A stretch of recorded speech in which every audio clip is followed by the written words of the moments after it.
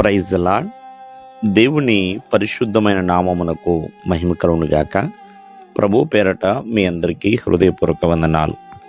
ఈ ఉదయకాలము దేవుని వాక్యాన్ని విందాం.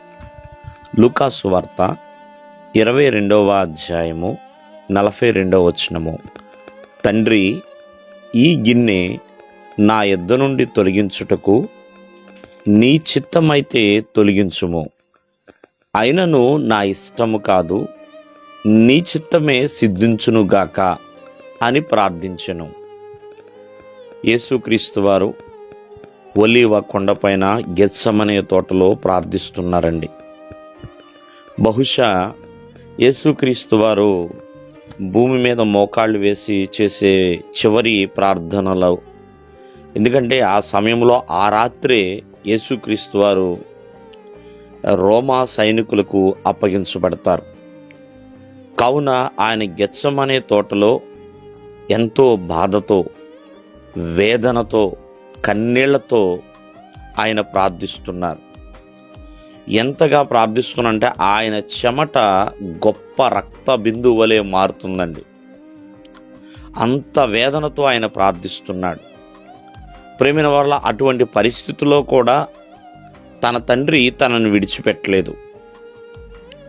ఆ దేవుని దూత వచ్చి ప్రేమైన వాళ్ళరా యేసుక్రీస్తు వారిని బలపరిచింది. మరి యేసుక్రీస్తు వారు చేసే ఈ ప్రార్థన ఆయన సమర్పణకు సాదృశ్యంగా కనపడుతుందండి. ఎందుకంటే తన ఎదుట ఒక శ్రమల గిన్నె అనేది ఉందండి. ఆ గిన్నె తొలగించబడాలి. అది ఎట్లాగంటే తొలగించండి అని కోరుకుంటలా, నీ చిత్తమే తండ్రి, నా ఇష్టమేం కాదు, నీ ఇష్టమైతే తొలగించు, నీ చిత్తమే సిద్ధించబడాలి అని ప్రార్థిస్తున్నారు. కావున యేసుక్రీస్తు వారి యొక్క సమర్పణ జీవితాన్ని మనకు బాగా తెలుసండి. ఆయన ఎంతగానో తన తండ్రి ఇష్టానికి సమర్పించుకున్నాడు.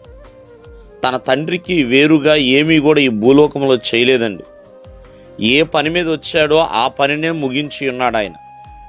కావున ఈ ఉదయకాలం ముందు ప్రతి ఒక్కరికి ఒక సమర్పణ అనేది కావాలండి.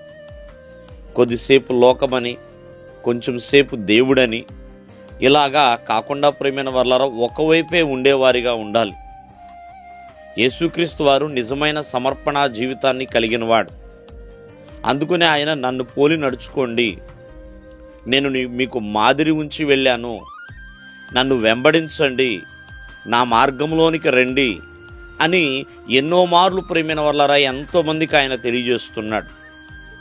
కావున ఆ లోకరక్షకుడి యొక్క సమర్పణ ప్రతి ఒక్కరికి కూడా ఆదర్శమే. దేవుని మిమ్మల్ని ఆశీర్వదించును గాక. ఆమేన్.